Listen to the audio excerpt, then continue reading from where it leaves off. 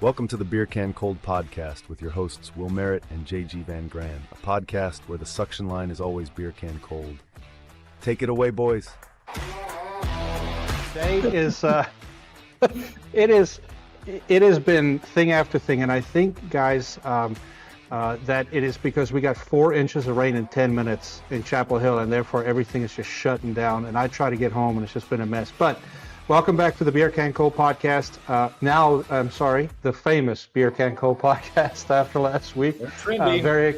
Very excited. We're trending. And yes, my daughter said I'm not, but I will take the 8,000 views on the clip as trending. So very excited tonight. We have Chris Forth with us. Chris, thank you so much for joining us tonight. I know I met you at the factory a very long time ago when I was with Virginia Air. And so you're with Johnson Controls, and I think this is a great follow-up to our Bigfoot and UFO and 454 show from last week, because I feel like this is all in the same vein. Yeah, and we didn't quiz you on your, on your thoughts on that, Chris. If you have, any beliefs about extraterrestrials or, a Loch Ness monster or Bigfoot, but if you do, we can talk about that. So just let you know, whatever you like to talk about. Well, I'm based in Oklahoma at our Norman factory, but I'm in Kansas, Wichita today. But you guys may know this: Southeast Oklahoma is a Bigfoot hotspot, right? What? I knew that. Yeah, very much so. In fact, there's quite a few, quite the tourism business Southeast Oklahoma around Bigfoot. So, well, one of my buddies today, Chris, we have a little chat. It's all of my college buddies, and so there's a Bigfoot festival up in the western part of North Carolina, JG, August 29th through the 31st. Yeah. He sent the thing out in the link today, and Steve, that was on last week, goes, I already got tickets. And we're like, no, you don't. But I threw it out to the wife today before she left to go play golf. I said, hey, there's a Bigfoot festival up the mountain. She's kind of looked at me like, yeah, right.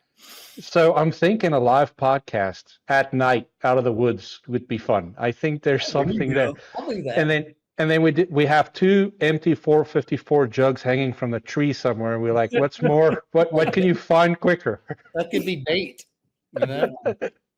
So, Chris, just let's jump in and tell us a little bit about yourself, what you do for Johnson Controls, that type of stuff. Give us the lowdown. Yeah, first of all, thank you guys for inviting me. Good to see you, both of you again. I know we're old colleagues, and being on the OEM side, you guys on the distribution side. Yep. So great to talk with you again, and appreciate being invited. So Chris Forth, been around the industry 30 plus years now, actually more than 35, but started out as engineering, commercial rooftops and splits, and went into product management for a while. Now, for about the last 7 years, I've been doing this regulatory thing full time. Not by, I would say it wasn't strategic. It was kind of out of necessity, right? As when I ran the product groups and did the roadmaps, right, I always said, who makes these darn regulations? They Exactly. Clearly have no clue about our industry, right? Show me the man. Show me the man. Yeah, I'm like, whoever makes these things clearly doesn't have a lot of knowledge of the industry, the equipment, right? So I kept complaining about it, and finally he said, well, why don't you just go up and do something about it? There you go. Right? Oh, So nice. they kind of threw it back at me, and I've been kind of doing this for a while now. Washington, California, New York. I was in Albany a couple weeks ago. Several days up there working on stuff. So, and Canada included. So really, well, that's awesome, Chris. I mean, it takes someone that really understands the business and how the product operates and functions to really go to these people and say, this doesn't make sense. Yeah. In the real world, it's just like when back in the day, JG, you and I would be looking at engineered drawings, and you get with a contractor like, well, the ductwork can't go there because of the and the beams are down too low. It's just, you get there, it's like real world is different from, like I said, somewhere where they're creating codes and regulations. So You know, and I think so. I did want to do this in the beginning part of the show. So with the TikTok fame comes the baiters, right? And so there's a bunch of guys with a bunch of comments, and actually I really enjoyed reading the comments. But there was a couple of things I think I need to set straight. In last week's episode, I talked about getting certified to work with 454, and I want to be very clear that you don't have to get certified to do the refrigerant. That was a decision we made at our company to take all, I think 54 of our employees, installers and service techs, and get them certified. That was our decision. We did that because we felt like it would help us get a leg up and get the guys educated to do so. So I want to put that out there. And then the second thing is, I know a unit only has 15 foot of damn line set. It's just been a minute since I've been in a truck. Okay. So forgive me for saying 25 foot. I get it. It's 15 foot of line set. So those are the two things I want to point out. And yes, I did pay $1,900 a jug. I put the invoice, a picture of the invoice in the comments. So those three guys that were trolling me, there you go. But you know, just kind of what I think we should talk about and touch on a little bit today is some of the myths and some of the stuff that's going around, because there is a lot of misinformation going around about the refrigerant and about the stuff. I hear a lot of rumors of maybe going back to 410A. I'm sure you have some comments on that. I'm hearing some guys are taking the 454 out of units and putting 410A in them. I'm hearing that. And so I was wondering if we can just kind of start at a point and just kind of debunk some of these things. Chris, are we going back to 410A? Well, like a lot of things these days, there's still a lot of uncertainty, right? So you guys are going to have to forgive me. I've spent too much time in Washington. So I sound like a lawyer. There's a reason, right? No, I get it. I need to wash the swamp off of me a little bit better, right? There you go. Sure. There is, I think you guys probably know this. There's been a lawsuit since this part of the AIM Act, right, that drove the transition, this technology transition. That there's been a lawsuit by the Food Marketplace Incorporated, FMI. Let's call them the grocers, right? Okay. They challenged this from the very beginning, and just for your listeners, right, not to be too techie on this or too regulatory on this, but the technology transition is like the 1/1/2025 date, right? For residential light commercial to go to the new low GWP refrigerants. There's a 1/1/26 date for VRF, right? There's a 1/1/2027 date for data centers. So that part of the AIM Act, there's three parts, but that part was the one that's challenged, right? And there's been arguments, both sides, EPA, FMI, back and forth. And where it stands today, and this is late April, this is how recent this is, the courts basically said, hey, you know what, EPA, you got to go do a new rule, right? So you got to redo this rule. Now, what we don't know, right, here's the uncertainty. Could that mean they just redo it for the supermarket grocer side, right? Could they just limit it to that scope? Or could they say, you know what, redo the whole thing? Yeah. Right. And the big question is, if they redo this rule, right, which they've been told to do that by the courts, do they allow the higher GWP products like 14A during that time? In other words, there's non-enforcement while the rule's being done. We just don't know yet, right? What we do know is the courts, I think it was April 24th, came out and said, look, it's in abeyance, hold 9 checkups every 90 days. Let's see where the status is and work through this, right? The overarching kind of, I'll call it, driver of this is the Trump deregulatory agenda, right? So whether it be EPA, DOE, or any of the other federal agencies, they've been told, look at this through the eyes of deregulation and then determine if you want to settle, how you want to settle, right? So that's kind of the reason you're hearing this. Could we roll back? Depends on the courts, right? Okay. I can already get to the point where I'm going to want to make with you guys, right, is for those sectors that have already transitioned, right, it would be very difficult to kind of roll that back, right? My factories, I'm sitting in a factory today in Wichita, Kansas, right, that's over 1 million square feet. We've converted all of our assembly lines are converted, right, indoor, outdoor, heat pump, AC, variable speed, all that's converted, right? To go back, would be a huge monumental task, and it wouldn't be necessarily fast, right? Yeah, sure. Mhm. There's a couple things with this though, right? If I revert back, if I don't use the exact bill of materials, Correct. there's now a new UL safety standard for the Yep. equipment. And that's And if I change one major thing, I mean, we can change a wire nut, right? But if you change one major thing, you got to go back and recertify that. sure. And that costs money, right? Well, it's time and money, right? The other thing is, and I think I don't want to get too much into the pricing thing, even though you already brought it up, JG, right? Is this doesn't mean rolling back to the old pricing, right? Because refrigerants, you know what happens to compressors when they go to service parts, right? Or valves or whatever, right? So it's not rolling back to the old pricing either, right? So I just want to kind of make that clear, right? For those sectors like residential, like commercial that have transitioned, chillers, right, that have transitioned, trying to go back would be very difficult. We understand why, from a contractor perspective, they would want to do that. We get it. But the reality is, from a supply chain, right, perspective, to roll all that back, pull stuff out of service, designation would not be easy, and it would not be inexpensive, right? We think that's where it needs to happen. Now, are there sectors like supermarkets where, maybe they look at that? We're open to that, right? But anything that's already been transitioned, that would be pretty draconian to go back. Yeah. Well, and to that point, so actually the company I work for now, we're kind of unique to where we have a residential, commercial, and we have a kitchen division. Mm-hmm. So we talked about that, right, just internally. And, it's like a HVAC system take 8, 10, 12 pounds, however much it might be to run. A freezer is like ounces, right? And so I can see that transition being a little easier. But both of us have been to the factory. We've been to Wichita. The barbecue is amazing. But it's like, I can just imagine what a wrench and the monkey works that would be to say, okay, now we're going back to 410A after everything's been fitted up. So I can understand the resistance from the manufacturers on that. Yeah, and I certainly sympathize with the contractor saying, hey, we're just little over 5 months into this right now. So we also have to remember back in 2010 when we did this, right, we had longer time, but we still have this as kind of the normal part of the transition.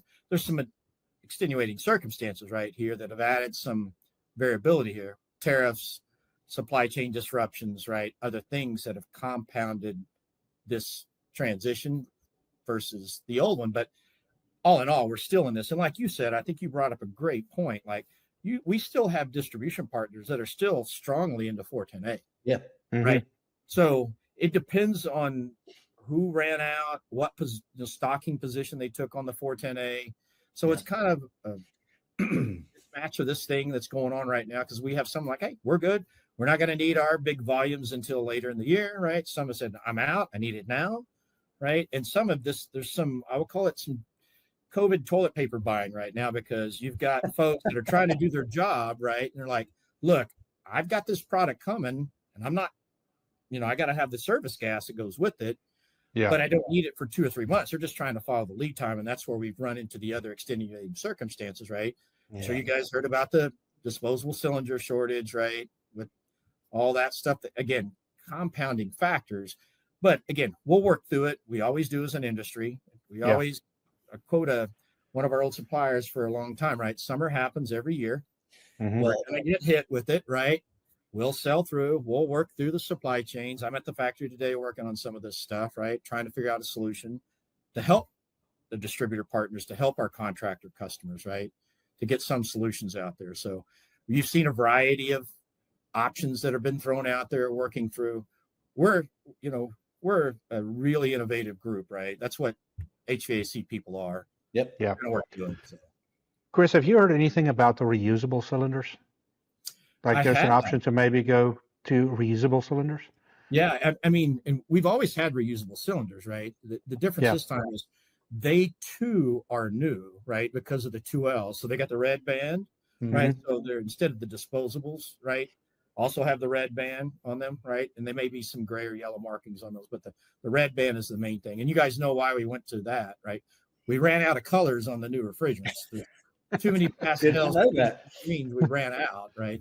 So we're now the red band, all the A2Ls.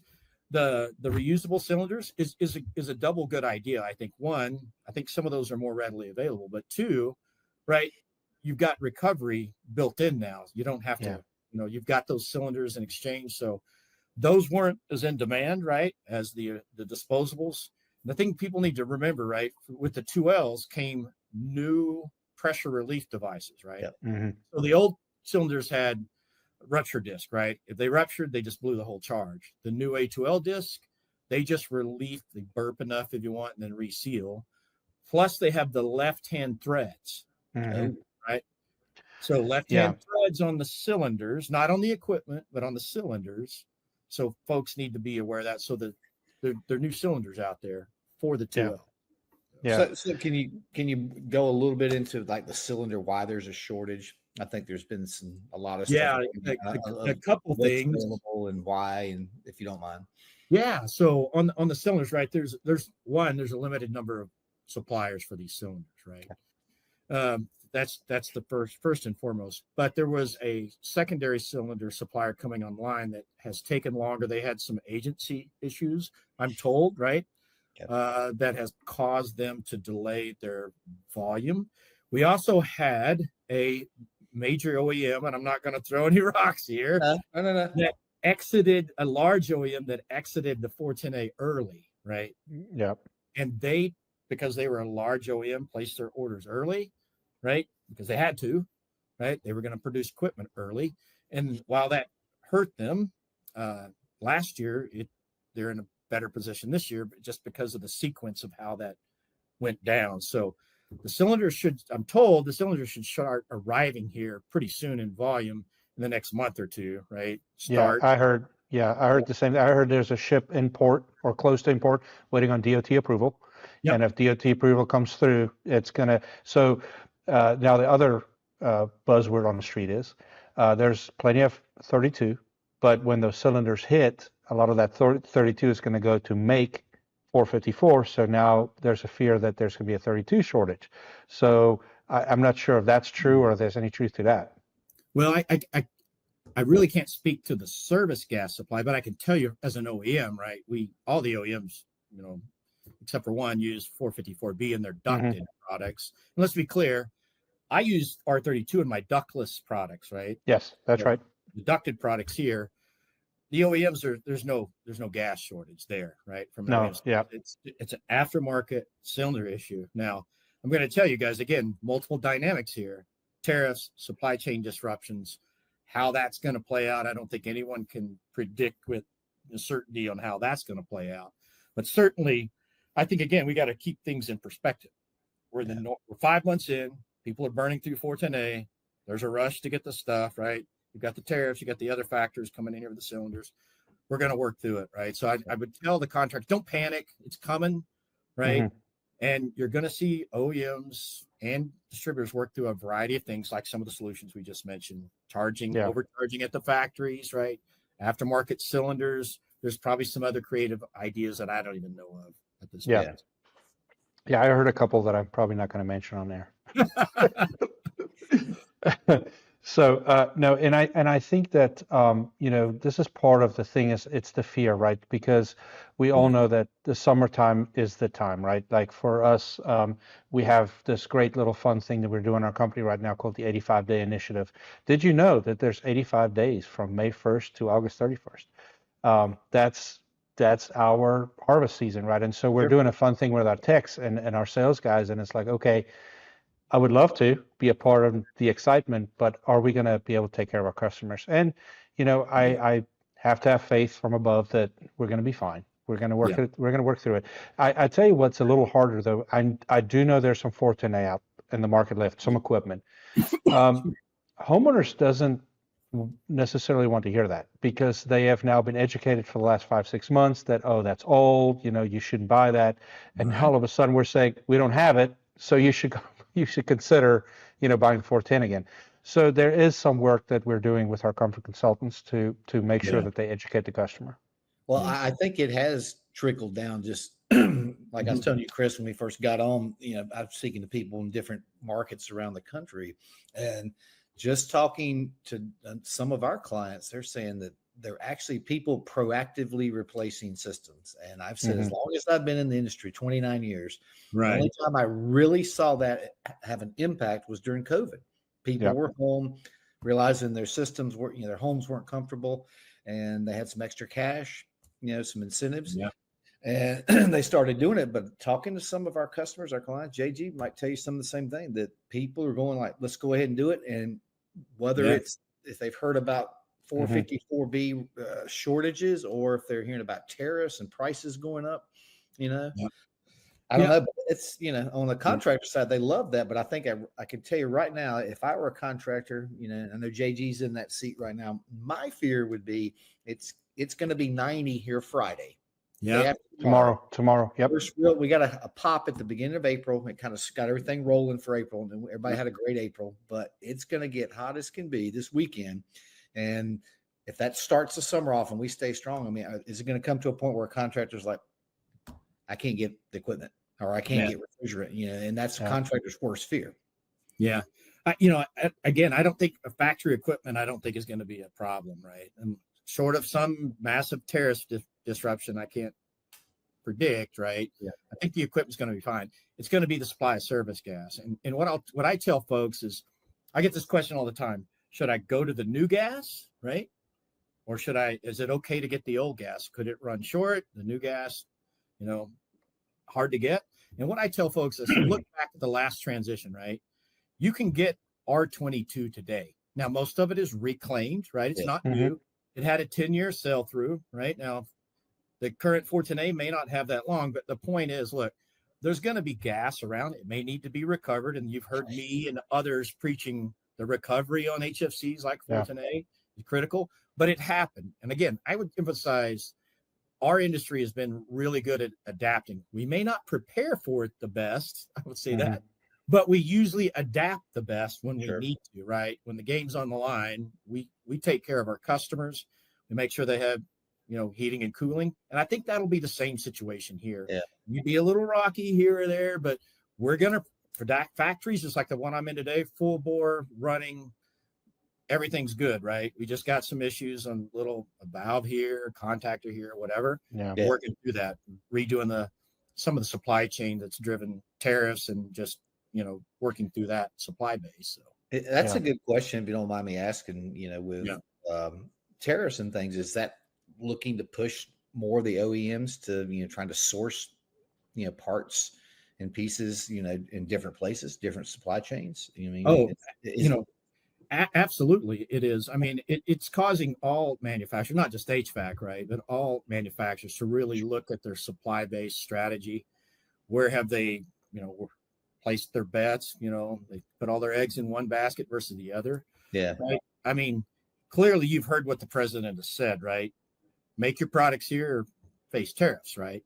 So I think some are in better positions than others, and you got to live with the bets you placed, because as manufacturers, right, we're not going to move plants every year, right? Suppliers are same way. But I think if you look at some of the OEMs, and I'm just going to plug mine shamelessly, right? The vast majority of our production is in the U.S., right? I'm sitting in Wichita, Kansas. You guys have been to Wichita and Norman, Oklahoma. You have a small facility down in Mexico that we had to open up during COVID, just because here in Wichita, we couldn't get enough people to staff that plant during the peak COVID, right? So for us, some people, some OEMs are in better position than others for finished goods. But even the supply base, even here in Wichita or down in Norman, there are components that I can't get in the U.S., right? Or not viable if they are in the U.S., right? So we're looking at that from a strategy, right? And you guys probably hear this from, again, not just unique to HVAC. Maybe you diversify suppliers. You have some within the borders, you have some outside the borders, right? And those suppliers are looking at their supply base, right? So it cascades down. A motor manufacturer, where they get their aluminum, their copper, their steel, right? So it is, Will, to your question, it's really caused us to look at this. The thing for us as a manufacturer, when you make these large capital investments, it's not a 1-2 year decision, right? Sure. No. Yeah. You've got to make a 4 or 5 year minimum, right? You got to look at the ROI payback. And so that's what makes it a little bit more difficult. But if you have those multiple facilities and you can make the same products in multiple locations, right? You have to invest to do that with some of the production, tooling and, assembly lines. You can do that. You get some certain amount of flexibility. But I think, this has caused folks to look at this all the way around, right? And from the supply base and say, hey, it has caused us to look at things differently. I mean, you've seen some of the major announcements from some of the automobile guys, right? And others, right? So I think that'll continue, right? Well, I'll tell you that, and I'll shamelessly plug at you guys at this point. When I was a territory manager selling your product, it was very easy for me to say American built, and it was a big selling point for a lot of our contractors. Currently, the company I'm with have made a decision that they're dealing with another OEM, but I will always the tattoo on my butt cheek doesn't wash off, right? So it's like, Please don't show us that is all I'm going to say. No, I'm good. But it's like, I'm dyed. By the way, yeah. I'm dyed in the wool because I've been to the factory so many times. I think, I probably held the record, right? Burge used to make fun of me because I would take. JG's going again? Did he go? But I use trips a year we would do spring and fall. Yeah, but I would use it as new deal acquisition, man, and it worked because they would go there and they would see it, right? And I remember during COVID when you guys had to move down, and I was kind of sad about it, but you kind of did keep it limited to, I think it was air handlers and coils, right? And so it was a very unique thing, and I'm actually. We've never made statements like this on this podcast, so I'll do it first. I'm excited about the initiative to make everything here, and I'm not even born American. I became a citizen about 3 years ago, but I'm proud to say that things are built here, and if it makes sense, right, and it's cost effective. But I don't think people always realize that if things are made here, they're going to be a little bit more expensive, right? Because we paid more for labor. It's just the way it is. Yeah. I mean, again, when you look at your supply-based strategy, there's pros and cons, right? You look at the reasons why OEMs, again, all industries moved outside the U.S. There's multiple reasons, right? Regulation is certainly one of those, right? Yeah. More stringent regulations. But at the same time, there's also benefits to being here too, right? So that's where you have to look at things holistically, longer term, right? You can't make a 1-2 year factory decision. That's just not in the cards. That's a lot of risk businesses typically don't want to take, right? So we'll make those decisions. And I think the key word, and it's common sense, is you diversify, right? You don't place your eggs all in one basket, right?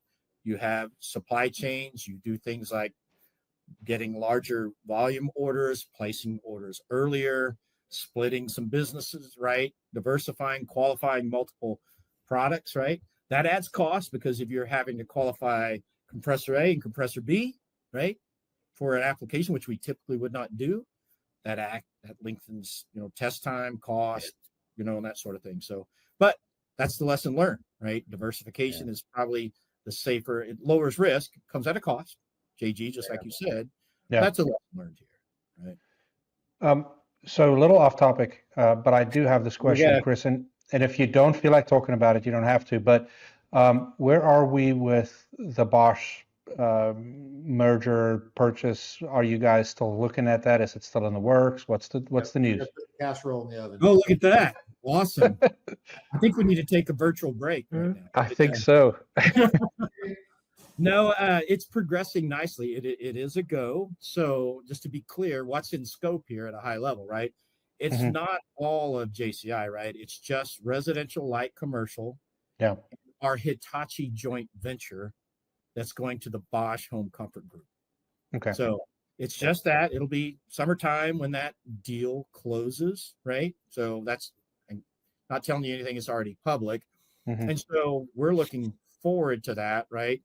We think that's going to be good for Bosch, good for legacy JCI, right? It's a good fit. And I think you're going to see more of that. I mean, just, not too long before that, you saw Rheem acquire Nortec, right? Yeah. other. You saw some moves with Carrier they mainly overseas with Viessmann, right, and some others. But that's the dynamic world we live in today, and we're pretty excited here. I got to tell you about the Bosch transition. There's a lot of benefits. I think it's one of those situations where you can say it's a win-win, right? Yeah. Win legacy JCI, win Bosch, more investment, different investment strategy, and these are all public things you guys can kind of look up from our high-level leadership. But the buzz on the street is that people are excited. There's a lot of buzz on the street about it. So I thought I'd ask. So I feel like, Chris, we need to get off this HVAC thing a little bit. Like we need to see that. I was ready to go there. Can I start? Yeah, me too. Okay. So you go, Will. I used to love going to the Norman plant. Yeah. To stay at Sooner Legends. Yeah. Yes. And I understand. I have a friend of mine that went to Oklahoma and play golf with him. He's actually a pilot for American Airlines, and he said Sooner Legends is no more. I heard. No. So tell us what happened, and just people out there. This place was awesome. It was a hotel. Oh my God, yes. And it was it in Norman or was it in? It was in Norman. Yeah. It was in Norman. You know, it was off the highway. And it was right on I-35, right? Yeah, you get off, and there it was, and then you could go from there to the plant. And but we stayed there. Had a heck of a restaurant. They had this ribeye special. Yes, JG, we probably got every time. I mean, every time. You were done once you ate. 32.50. I will never forget 32.50. And then then you had to get the red velvet cake, right? Which is like taller than a beer glass. Well, they would let me. They'd let me go back and check out the pits. I'd go back in the kitchen because I like to barbecue and grill. But no, Chris, when I would go there, we probably had a couple of cocktails after dinner. I would walk around the just the hallways, looking at all the memorabilia. I mean, just so much stuff on the wall. I mean, it could do it for hours. I didn't, but I mean, I would take some time, literally just walking around reading, and it was awesome. So my friend Chris told me this, that, hey, this place is no longer. And I was like, what? Yeah. It's no longer, things change, right? We were using that as our customer visit, right? We'd bring you guys in as our distribution customers and host you there. Well, we got a couple things that have changed there. They've got this huge casino, right down the road. Yep. And we got some newer hotels, and the restaurant changed and that sort of thing. So unfortunately things evolved, but I got some of my best memories and worst headaches from that place. I can tell you. Yeah. The last time I went, we had, and it wasn't from North Carolina, Chris, this we did well. And I will say this, Will, and you'll remember, we picked our customers well that we took to the factory because we knew what was involved, right? But some of our other regions may not have done the same due diligence. And I remember the last time I went, one contract pushed another one through a plate glass window, and the police was called. I will never forget. Yeah, that was a rough one. Let's just say your customers weren't the only ones that the police showed up on a couple of times. Let's just we'll just leave it at that and not mention any specific names. But the one name I will mention, right, because it was called Sooner Legends, right? Well, yes. And so when the guys from Texas showed up, right, there was a little bit of, I'll just call it friction there. Some of them refused to stay in the room, right? You had Brian Bosworth on the wall, one of the guys from, I'll call it the competing state to the south, that they left and got their own hotel room that was not in that facility. That is funny. Yeah. Wow. That's We got funny. a very bad review, but if it had the big T word on it, we said that's okay. We understood. Yeah. We knew we did their job well. So No, there was many stories from from those trips. One of the trips I remember, because we used to fly into Wichita, and then we would stay right on the river. That beautiful hotel, I can't remember what it was, but then the next morning you would jump in, and I was there 100 times, so I remember. Yeah. But then you would go through the factory tour. The barbecue was great at lunch, and then you would jump on a bus, and then the bus would drive us from there to Norman, Oklahoma for the next day's visits. Yep. And there was a territory manager, was new, and actually I found him the other day on LinkedIn. He's doing really well for himself right now. I'm not going to name names. He was a young guy at the time, and maybe he'll listen to this and laugh. His name started with No, his name started with an M. So we keep telling him, hey, all the old territory managers we had would have some cold snacks on the back of the bus, right? And the reason they did that was because it was controlled. Okay, there was enough to go around. The bus would make it there, and everybody would be fine. And this young man thought we were joking. He's like, no, you guys are just trying to get one over on me. And I was like, no. And so finally, somebody convinced him on the way down. So he pulled us up to a gas station that was hooked up to a liquor store. And he just opened up the credit card to the liquor store. And that was one of the biggest disasters of a trip I would ever remember.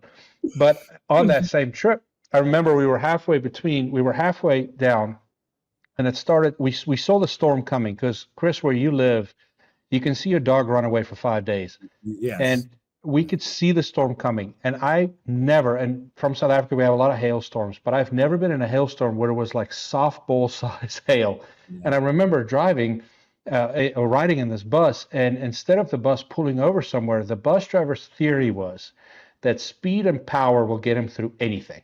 I was on that trip. I remember a hailstorm. And remember, so we were like, and he would see these Honda Civics on the side of the road, and these big old chunks of ice would hit him, and you'll see the just incinerating windshields and stuff. And I'm like, we're going to die. Like, we're going to die. This is a definite thing. And I would never forget, halfway down this road, as this bus driver is just like hammering down, the bus is like, there's like this pop-up lid pops up in the middle of this trip, and a big old thing of ice comes right through the hole and hits on the ground. And I remember there was a wife of one of the contractors, and she just started screaming. I was like, we're going to die. This is where I die, on a highway in Oklahoma. So there was a lot of fun, man. I have done that myself, driving from here in Wichita to Norman, got caught in a hailstorm. And not only did I get hail, we saw the tornado that was in the actual storm. And that, unfortunately, that's just kind of par for the course here in this part of the country, right? The National Weather Service is located in Norman, Oklahoma, but we've had some pretty notable storms, and unfortunately, they've been, some of them, pretty devastating. But that's that's just where you live, right? We love our home states, right? We love the factories, and we're here for a reason, right? The factories are here for distribution, right? So we can be in the middle of the country. But I can tell you, there's been some pretty damaged folks with PTSD from some of these weather events. They don't typically come back once that's happened. So I bet. So one year, and Robert Deese he would love that I tell the story, and I'll actually send him this clip because I talked to him earlier today. So I took them down for the factory trip, and we ended up in Norman for the night, and we got done kind of early, and so I took them via Uber to go see the memorial, right? Which is incredibly powerful. If you ever in that area, you have to go. And so we're standing there going through everything, and one of them piped up and said, "Hey, did you guys know that Discovery show where the guys race the street rods, they're down here? Big Chief's, his garage is down this way somewhere." Yeah. And I said, "Well, should we go see where it is?" And sure enough, so we get another Uber. And so we're getting further and further away from the hotel, but we go and we find this garage, and it's just this little garage in the middle of nowhere, but, take a bunch of pictures in front of the sign, and it's a thing. And so on the way, we can't find an Uber back. So finally, one of them said, well, there's this other app called Lyft. And I was like, guys, I travel a lot. Lyft is not like, and nothing against Lyft. I was just like, haven't had good experiences. So the guy's like, no, we're going to get a Lyft. So sure enough, guy comes and picks us up, and he picks us up in a Ford. What's those old? Was it a something Star, like the old minivans, right? Eurostar, something. So they make me sit in front, and this gentleman, bless his soul, was every bit of 550 pounds. But when the door opens, it is the smell of lotion, and it's weird. And it's just like really weird. Like the whole thing is just weird. And there's like this whole like pile of like used tissues, and like it's just weird. So we're driving up the road, and freaking Robert Deese is sitting in the back of the bus, and it's very tense because this guy wants to have these conversations, and I'm uncomfortable. And my phone dings, and I look at the phone, and it's Robert Dees from the back of the bus texting the message. It rubs the lotion on its skin. Oh my God. And I start laughing. I can't stop laughing. Let's just say, No. by the time we got to the hotel, I gladly fell out of the door. I was like, yes, we're good. I tipped well and we moved on. But yeah, there were some great stories, man. I enjoyed those trips. They were really fun. Yeah, well, elaborate on the memorial. People may not know that was Yeah. Oklahoma City bombing memorial. Yeah. And actually, from the I just federal- watched the documentary with my wife Yeah. again the other day. Yeah. It was I'm Timothy McVeigh, right? Was the bomber? Yep. Yep. It's a homegrown terrorist that planted a really big bomb, pulled it up in a U-Haul truck pretty much in front of this Yep. beautiful building in Oklahoma City and blew the whole building away. And a lot of people died. There's a a lot, daycare there was there, right? there was a If I was daycare, and Yeah. I'll tell you, nothing punches you harder in the gut than Yeah. understanding the tombstone of the kids, right? And like, because they have these little markers. It's not tombstones, like these little markers of everybody that passed. But if you look, what I found quite interesting is if you look in the buildings around, they never fixed some of the damage in the buildings where, some of the bricks are blown away or whatever. Yeah. But there's a fence there that they have where people will go and put, teddy bears and whatever, and it's actually quite a sight. I know if you can catch it during the day, there is an entire memorial museum at the Yeah. bottom. We were never there in time to go through that. But yeah, that was Chris. Did you live in that area during that? We did. We actually had an employee whose small child was actually in the daycare. Wow. We're, at the time. So we were still we were York at the time when that happened in 95. We just hit the 30-year anniversary. That's why you saw the documentary. Yeah. And Okay. the good news is his son, he worked in our engineering department. His son survived. So that was one of the good news. But yeah, if you haven't been here, so it's an unfortunate, notorious thing for us in Oklahoma. We're usually known for storms or football, right? But in this case, it's not necessarily the best thing, but it's really turned out to be a good thing. Yeah. For the community. We took a tragedy and turned it around. And like you said, JG, you've been to it, and Will, I think you have too.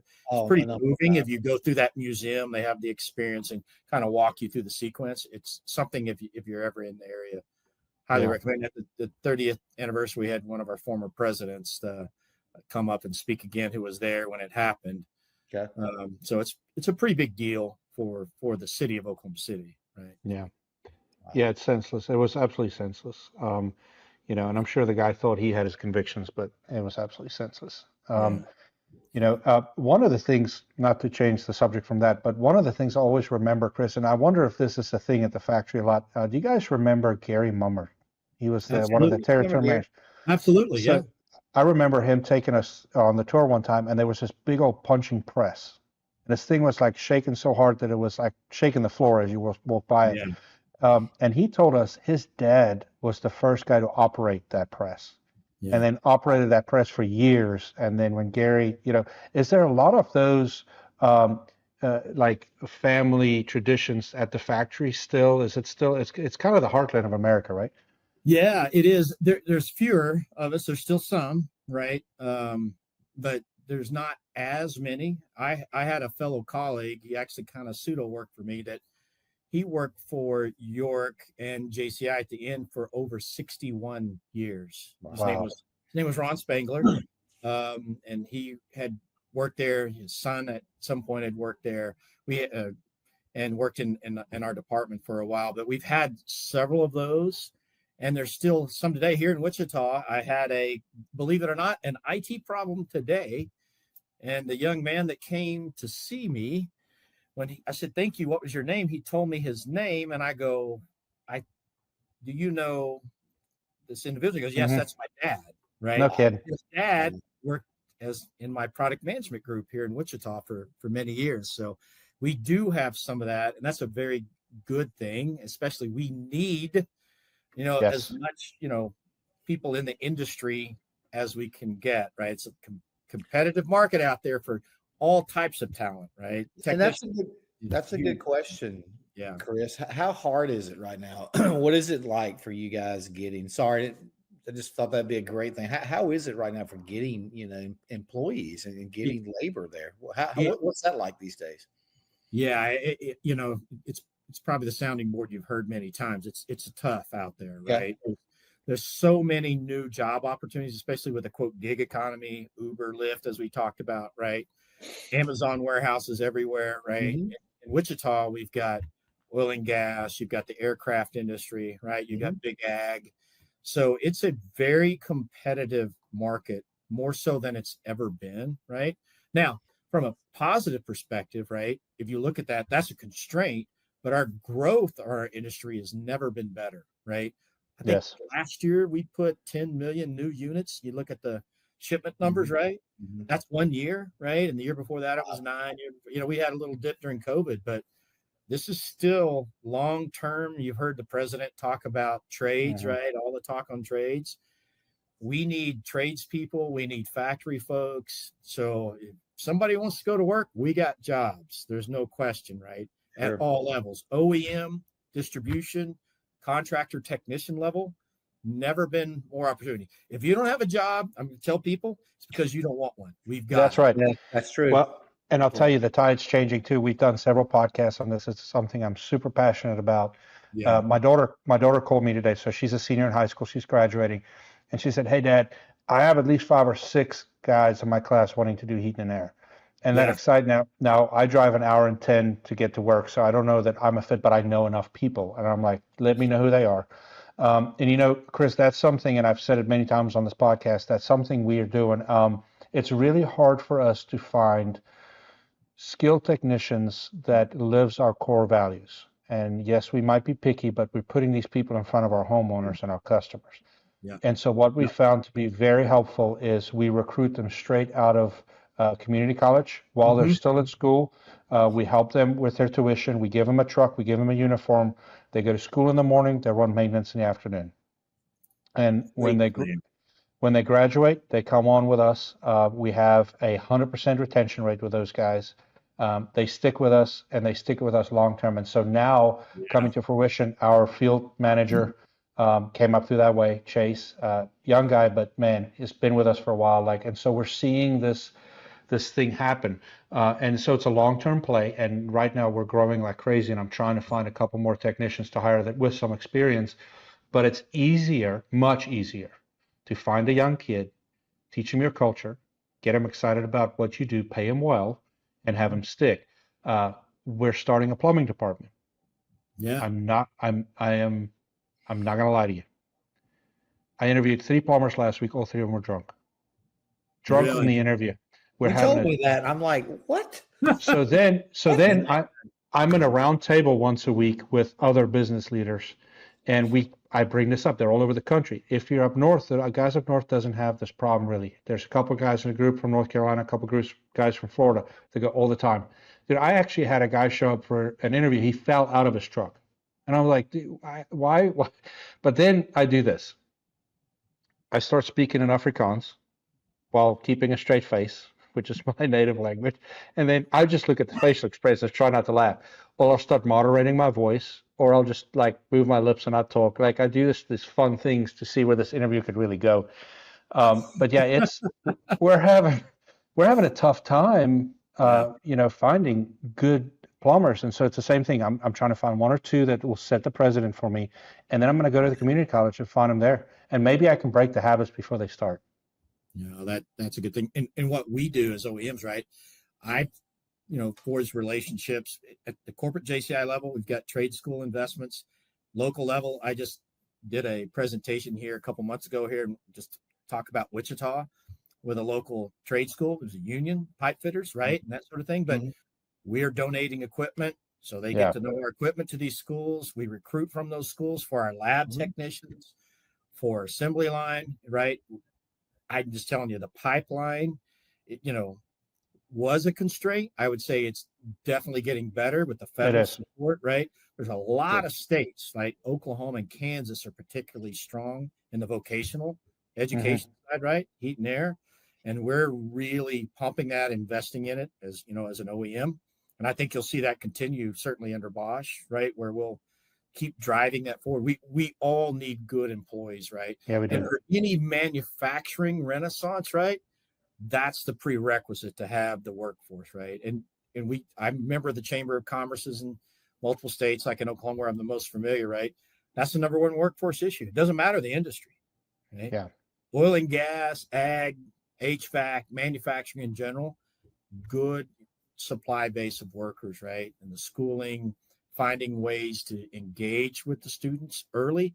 And I think what you've described, JG, is probably one of the most successful programs, right? We just need to figure out how to scale that up. Yeah, that's right. And get others to do that and hang on to these young talents. And I'll tell you right now, just like you mentioned your daughter, right? Mm-hmm. A lot of our field is men dominated. I'll tell you right now, I've seen more women and more minorities, right? It's entering really our turning. field and being extremely successful. We have a bunch of customers that have female technicians, and I always hear it that the customers love them. I look at reviews, Chris, all the time. The review software our customers use, I see them all, and they're always calling out the females. They love them. Yeah, absolutely. We actually interviewed a girl today that if she comes on board, she'll be our first one. I am very much searching for some female technicians, especially in my maintenance department, because they have a better way of talking to the customers. And I'm super stoked, right?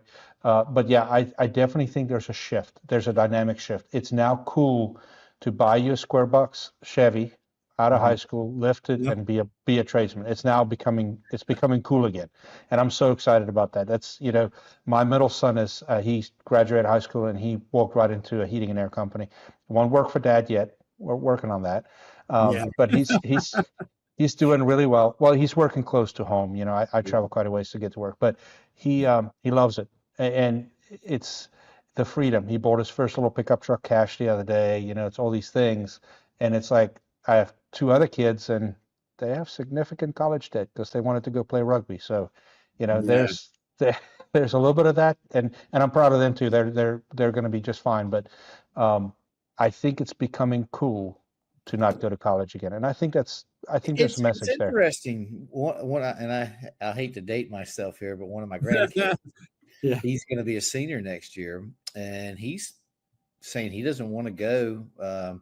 His mom and stepdad they have a contracting business, Chris, and do a lot of remodel type stuff. A lot of custom stuff, and he's not sure yet. But I've told him, I'm like, hey, Parker, it's a great business to be in. My son, who I just texted, he's come down here to do something.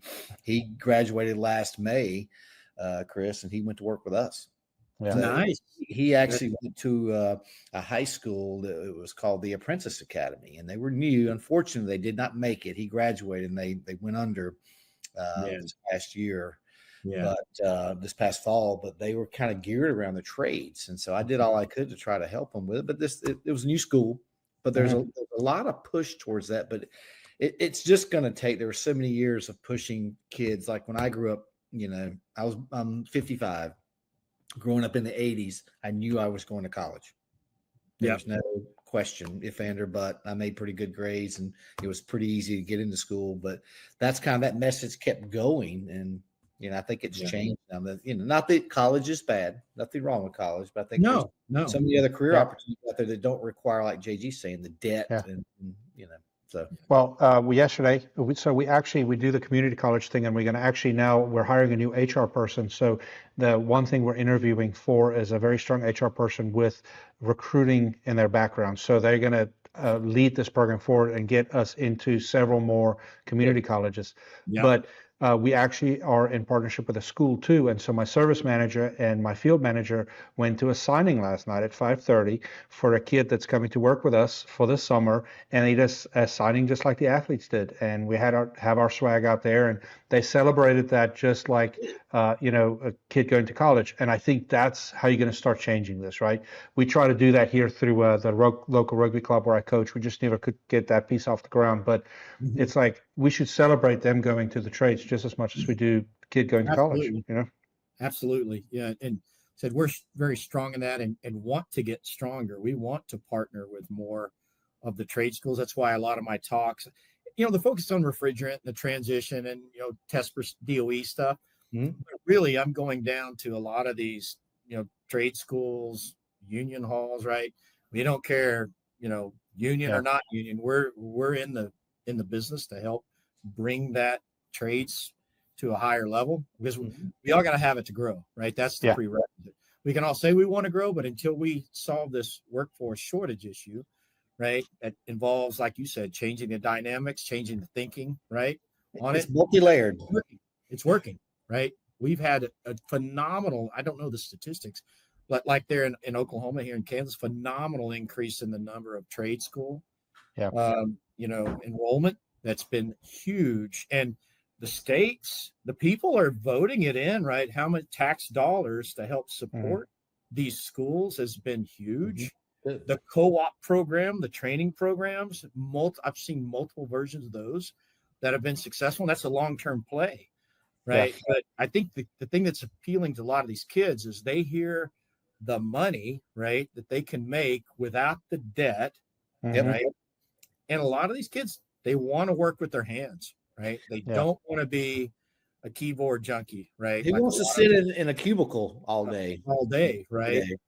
And I think a lot of the trend, with going back to the office, right, that's occurring, right?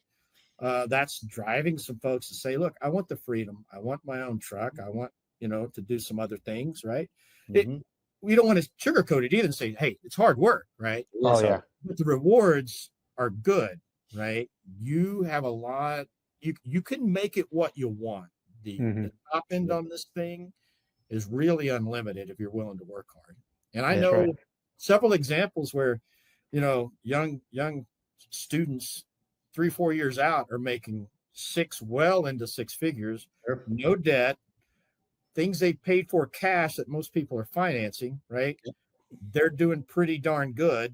And what I found that's kind of interesting is those folks that go straight into the trades, they end up taking some business courses after that, right? Because they've learned the trade. Now they learn the business behind the trade. That's smart. And they just keep on going, right? Now, there's those folks that just say, look, I'm going to be the service tech, that's the diagnosis guy, right? And I'm going to do controls. I'm going to do airflow, whatever. I'm going to do the duct work. There's room for all, was what I tell people. Come one, come all. If you're willing to do the work, and commit, right? That's where they'll shine, and they'll have a very successful career. Yeah, and always basically have a job. Always. Yep. You never will become unemployed unless that's due to your own mission. Right. I just remember a friend of mine, he was a Lexus mechanic. You should have seen the house this guy lived in. Wow. And it's high tech stuff. It's the same thing with all the HVAC products today. Absolutely. Well, Chris, I want to say that this was one of the most fun podcasts I've done. So I want to make it an open invite. Please come back at any time, especially when this regulatory stuff changes, whatever, let us know, and we'll reach out to you too. I want to become the fun but educational podcast too, and we have a lot of fun here. I'm sure we have. If we had Bigfoot last week, you this week, are we doing monster trucks next week? Well, what are we? Well, we actually have Patrick Lang. He's the Business Modification Group. I'll go ahead, I guess, tease it out. I messaged him today. Chris, he is a company that helps contractors buy and sell businesses. Really? He's kind of partnered with the group I'm in, and saw him in Florida back in February, and we talked. And I said, man, I'd love to have you on. Not sure if his son's going to join or not, but that's what he does. So I want to know more about, there's been tons of private equity money in our industry for the last years. Yeah. And he was giving me a little bit of insight in that. I don't want to share any secrets, but it's very interesting to hear what he told me. So he's our guest next week. And so again, Chris, blast, great seeing you. And we try to keep it light. It was very educational.